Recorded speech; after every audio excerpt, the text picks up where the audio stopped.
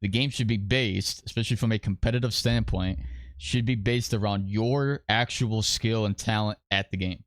If there's a trait that is essentially taking that away or making that part of the game easier and easily done for you, that is why I hate it. All right, let's break down the official gameplay for NHL 26. Starting off with Mitch Marner. Shot there. Big save by Gibson. Hey everyone, today I'm joined by Tyson Swatsky and David Pritchett from the NHL gameplay team. Today we're going to cover shot on, rebound, nice save there. Sliding save for the goaltender. Forechecking. Jamie Benn across. So they're like showcasing some pretty good saves from the attendees. Let's also listen to what these guys are saying. Hot topic from NHL 25, the LT. How has that changed in NHL 26? Yeah, for LT or vision control, we didn't want this massive global change that impacted vision control across the board. We really wanted to focus so like holding it down. Cases that we saw, so people using it on every zone entry, as effective as just skating normally. So wow, what a save but from the Tendy. As effective. That's like some Sergei Bobrovsky, like spin Andrei Vasilevsky. What I don't understand is it's not necessarily just like holding it down, but it's the brief moments where you like feather it or tap it. So that's something I don't know if they're not really showing it. It's not a matter of it being like, I mean, obviously that is an issue, but I wouldn't say that's much of an issue as like, let's say you're going down center ice, you get the puck, you pull off an LT to pivot the puck away, and then you get slingshotted out of that animation. We really wanted to focus. And then all of a sudden you're by the defenseman because he tried to poke check you. He missed because you pulled it with the pivot, and then you basically get a speed boost right around him. That's not realistic. This in and of itself, yeah, that is an issue, but it's the little pivot of the LT once or twice to gain that little bit of extra speed. That also is an issue, and they're not showing every it. Zone entry, things that we wanted to do to address that was because yeah, it shouldn't be faster than the regular straight line speed. The pivot itself should just be to shield the puck away, to maybe get around the bend. Maybe somebody, you have a decent angle to get around the bend, and you kind of want to shield a little bit more. You're not going to drive to the net with it. Left trigger in general, because that's obviously not realistic. Like, yeah, well, what that does is that takes away a skill gap, because that is what you would call a competitive skill gap, guys that know how to use it at the right time, but it's not a realistic skill gap to the game of hockey. So it's like balancing out, do you want more realism or do you want more of a competitive like skill gaps towards the competitive side of the game? So that if you I would say use it north, personally a combination of both, where it's realistic to hockey but also competitive. So if you have to get rid of it because it's not realistic, then I would say that's a good change. So where you can use the right stick and pick which way you want to pivot. People are spamming this down the ice. Yeah, they're not really showing like the little feather. They're kind of just showing it as if you're holding it down for a longer period of time. So yeah, that is an issue, but like, because another thing too is, again, if you go with like elite edges, all you need is maybe that once or twice where you pivot slightly and all of a sudden it's going to gain you that much more speed. We couldn't use elite edges here in 25 for World of Chell. If we use it now in 26, you're probably going to be even faster. So to address the we'll have to see how that translates. Really wanted to get how has hip checking been changed? Is that what that said? Hip checking feedback. We really how has hip checking been using it as a forechecking tool. That was the main factor. So forechecking, obviously, leading with your ass, taking and factoring in the going in the forecheck of the hit based off of how much the player. Obviously, personally, I use it at times. I don't. You'll get penalized power wise. It's not something I completely relied on. Keep the power for so I could see that being a change. Backskating and angling players off to deliver hip checks and keep that strong. Yeah, I agree, Ty, and I also. But then they added hipster, so I don't know. I don't really understand that one.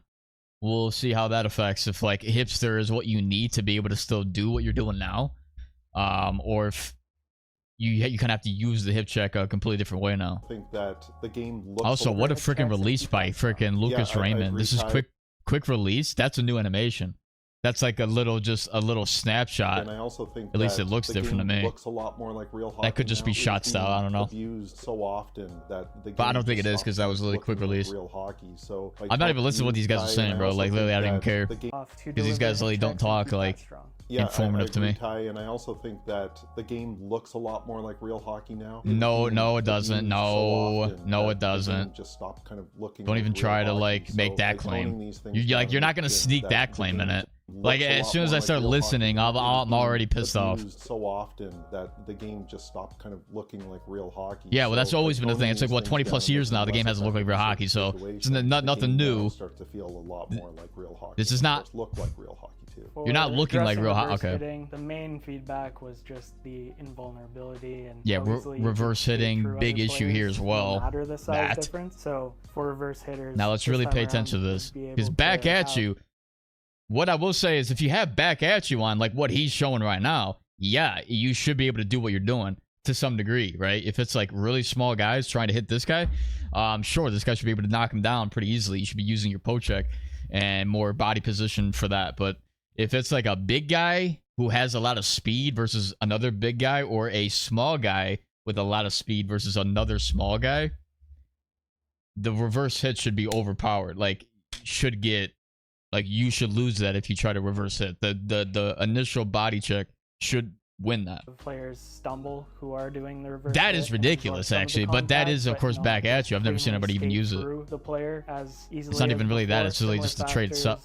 Yeah, that's wow. That's actually wild right there. As easily as before. Similar factors. They just fall down. Height and weight, the relative speed of the players, the ratings, the timing. It's just not going to be as easy to breeze through as previously. The feedback that we got from they're not really. Wait, I don't even hear what they said. Similar factors determine like height and weight, the relative speed of the players. Relative speed of the player. Okay, so speed is being the ratings considered, which should have been the case. It's just not going to be as easy to. They didn't really say that though in their patch notes. Through as previously. Why did we redesign X factors? Let's listen very carefully here, guys, because this is really the future of this game.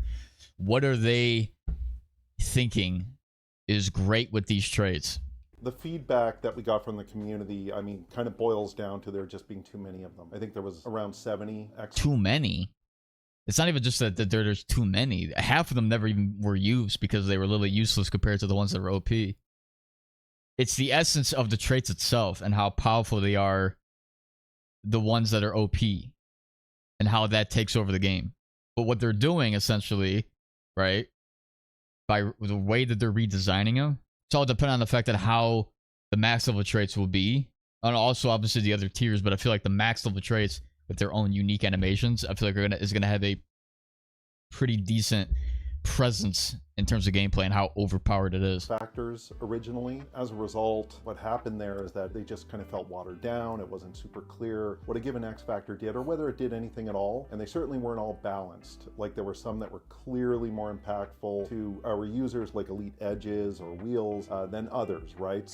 It's not just okay. So the first thing that we did was we kind of distilled this down to the 28 most important X factors that we felt would provide the most impact, and we wanted to make sure that all 28 of these were viable. None of them would kind of be left on the sidelines. And no, there's going to be some that are still left on the sideline, but okay. Achieve that. In addition to that, you know, I can already the other guarantee point you that I want to make here is we've definitely simplified kind of the activation scenarios in the game. It's much more clear to the user through things like the UI that we use when an X factor is triggering, so that you can learn how these things actually trigger in the game and how your opponent teams are equipped. So I mean, Patrick Kane, okay. It's going to be much more obvious when these X factors are triggering in the game, and that's super important. Like we're using our indicators now to actually communicate what X factor is triggering versus kind of a generic icon. But also we pressure. I can't even believe that's the thing. Specific to a lot of these X factors as well, which kind of just show you through the body language of the various players that stick them up. Kind of unique and special here. And this is super helpful not only to be able to see in the moment when a given X factor is triggering, but also to be able to learn how your opponents are equipped and how they're utilizing these X factors so you can learn how to defend against them. With the new X factors, we also I didn't hear anything like actually educational from what he just said. Different player types as well, so power forwards. It's basically we tried to combine the ones that we tried to combine or save the ones that are essentially overpowered compared to the rest, add some new ones in for flair to try to balance that or make the game even more out of balance. And then we made essentially the visual of each trait being activated more clear, so we know what's being activated, when it's being activated, so that the game could be literally based on traits alone. Get their abilities. That's actually all you really had to say for that one, but okay. Defensive and offensive defensemen still have tools available to them, and then like regardless of whether you like the traits or not, if the traits, here's the reason why I kind of just already have an assumption that the traits are bad for the game. If the traits essentially take away the skill gap or certain parts of the skill gap to the game, that is why I hate it. The game should be based, especially from a competitive standpoint, should be based around your actual skill and talent at the game.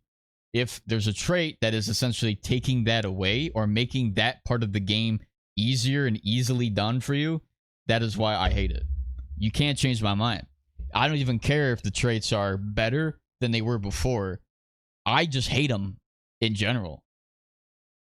It's not a matter of how fun you could have with it. I want there to be a competitive skill gap in the game when you're playing this game at a high level. The casuals, I mean, I really don't care for you. Like, I really don't. If you struggle with this game naturally, like it shouldn't benefit the beginner player starting out to run certain traits and that being overpowered or helping that player out. It should be based strictly on your talent level at the game. Like the way we had it before, you know, back in 2021. That was like the glory days, the last time that I would say recently NHL was actually really good and had a decent skill gap in the game. That's just my opinion, though. You guys can let me know what you guys think about the traits. But regardless if they work or they don't, traits themselves take away the skill gap of the game at certain times. So that automatically is a negative in my book. Player separation was another. Doesn't matter if you think it helps the game or not. And one thing I want to touch on here, it takes away skill gaps. We're using NHL Edge data this year for the very first time, and what the NHL Edge data is data that's collected. What was that? That happened twice now. The like shot deflection out of midair, like these guys have like Joe Pavelski level. That. Tell me, Cider can just whack that out of the air with his hand-eye. I mean, I guess he could technically, but that happened twice now. Big Tipper, then McDavid flings a backhander for a rebound. That should be Big Tipper alone. Like, I guess during every single NHL game using like what is with these animations? Unstoppable? Crosby's not unstoppable. Access to that data. We are able to like you can knock him down. Data for every single player in the game. He's old now too, so where they are on the ice, and most importantly, as it kind of pertains to separation. Look at these guys, beauty backhand. See, that's what I don't like, or backhand beauty, whatever it is. A player like Connor McDavid, he's now obviously different than a player like Ryan Reeves or somebody like that. No shade intended. Ryan Reeves. Yeah, but that's the thing. Though, like again, it's all based on how OP those traits are. Different set of skills, but you know where I'm coming from. So NHL, if you're naturally putting yourself in a good spot, it kind of affects like that. It shouldn't overpower good. Like if I have a good defensive play, like I'm lining it up perfectly, and then there, you got somebody who's got ankle breaker, wheels, whatever, and he does a dangle because he has that animation.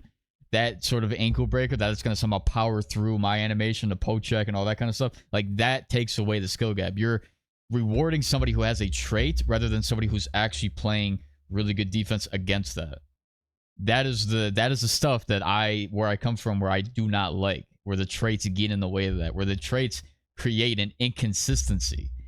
And this is why people struggle, especially from the defense side of the game, because a lot of these traits benefit offense rather than defense.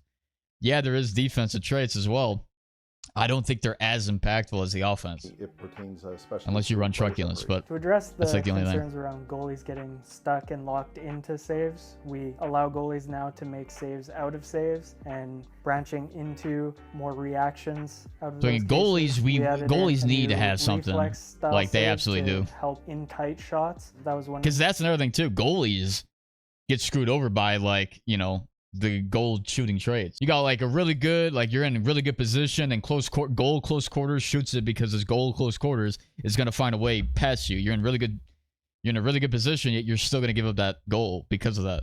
Main problem with the goalie not It's being able inconsistent. to react to shots Same in with tight defensive shots. side of the That game. was Like one everything main from a problem defensive with side of the game goalie gets not being able overpowered to or gets react to literally shots in tight, so we are able destroyed to get out in front of the at puck times more because of the preemptively traits in themselves cases and providing really too much jam of an against the effect. post with new And you're jam essentially saves going to as do that well. again. In addition to that, we had a lot more in our shots. That was one But I of the mean, main problem with the goalie not being able to react to you know, shots in like tight, so we are hopefully able to get what out you're in doing front with of the puck goalies is more actually going to help that, preemptively in because it seems cases like they're and really showcasing jam against the goalies post making with really new big jam saves based as on their well. traits, like Addition to that, we showstopper. had a lot You've seen both of more them in our now 80+ rock that. animations that we added this year for Like you goalies, want that more to be reactions better. and just more behaviors to pucks just on net or going in the net, reactions to getting scored on. But So it then makes you don't want every goalies single much freaking more save though to aware be of a what's going freaking on flash in the ice glove and because he's got makes it much more showstopper on. believable. If That's I the could only just save that say, I'm seeing. I remember the moment when Carson, we were all Just kind of sitting around showstopper, his desk and he showstopper. had this kind of new tech Like, to you don't show want him to off be about too the OP saves, now. being made out of saves, and Like there was there's shot a on fine slap shot from the point, way. there This was is a why high this is tip, kind of but the issue, because you get into a lot of inconsistencies and you're trying so hard to balance that out by adding these traits, combining it. Like the game should not be run on the traits. It should just be run by your strict skill level at the game. front of the net, and the goaltender originally thought You're that not he making was the game gonna fresh have to that make way. a You're just glove making it save, more and the aggravating. puck went low after the tip, and he kind of kicked out his left leg to make the save, and we all were just like, okay, this is a trailer moment. This changes. Like I've played the game enough Obviously, to one of know the big now pieces of if I'm getting feedback that we screwed get over from by a the trait community versus every my single actual, year like is if I how actually do got we make our game cooked. play more like the real thing. You know How what I do we mean? make the players on Like the you can ice kind of feel tell that more now like if you their play the game respective enough. real-world counterparts. We've already So talked it's not about going to be the anything edge new data a if little like, bit, you but know, do you somebody wanna talk pulls an about ankle Ty, breaker the off and attributes, the tendencies? absolutely wrecks me, and I'm, you know, I was in a decent spot, but I still lost. Like I know when I'm making a mistake. Weigh-in tendencies And when I'm their getting screwed player by, like, a behaviors certain based trait. off of those three things. So you'll see players who are more physical, lay the body more, players who are more stick check oriented, really look to deliver. So I guess they're checks talking off about the rush AI, and right? So this is angle something we're going to plays see, out, you would really hopefully trying see to in Be a nail a Pro. lot of them with one-timer in their particular top Backhand circles beauty. area, I feel like that's but going to get really trying to overused. deliver both authenticity and have the players utilize their skill sets and strengths. Thanks Quick for that, release is guys. gonna be I'm excited used. to see how all these changes come to life in NHL 26. We're just a few days away. Any final thoughts before we wrap this thing up? And I just want to say thank you to everybody that's been providing kind of the feedback. We are absolutely listening. And Well, we I know that you didn't there's still listen a to lot anything that I we said. weren't able to answer right yet, but we are So, listening to everything. 'cause you're leading really into this appreciate direction. all of the feedback. Keep the conversation going, and we're going to see you September 5th. Yep, and then make sure you pre-order the game to get your standard, your pre-order deluxe edition before September 12th. If you want to get 7 days early access, you got to do it before September 5th, so you're not screwed over under 7 days early access. The thing is here, like if you're not playing HUT, there's no reason. Like if you're not a competitive guy and you just want to get the, like you're on the fence of getting the game. If you're on the fence, that means you're not really competitive anyway. So you shouldn't get 7 days early access. So if you are thinking about getting the game, do not get the deluxe edition unless you're intent on grinding HUT or you're a hardcore World of Shell player. Like that'd be the only two reasons. But if you're on the fence about it at all, you shouldn't get it. You should just wait for the standard, you know, just if you want to get it, I guess at launch, get it at launch. Do not pay the extra 30, whatever, $40 it is to get it. That's just my take on it. But I don't know. Like again, it's ran on the traits themselves. But you've got the LT pivot, speed glitch. We don't know how that's going to work with elite edges, in my opinion. The hip checks being tuned down essentially is making them useless. I wonder how that's going to be affected by hipster. And then there were basically the reverse hits. So we'll have to see how that is. If you're not running, I think it's unstoppable that has actually combined back at you and unstoppable force. So the unstoppable trait is essentially a combination of those two traits put together. So we'll have to see how all that gets intertwined with the changes that they made to the actual game and how the traits impact that. And again, it's how the traits affect the game.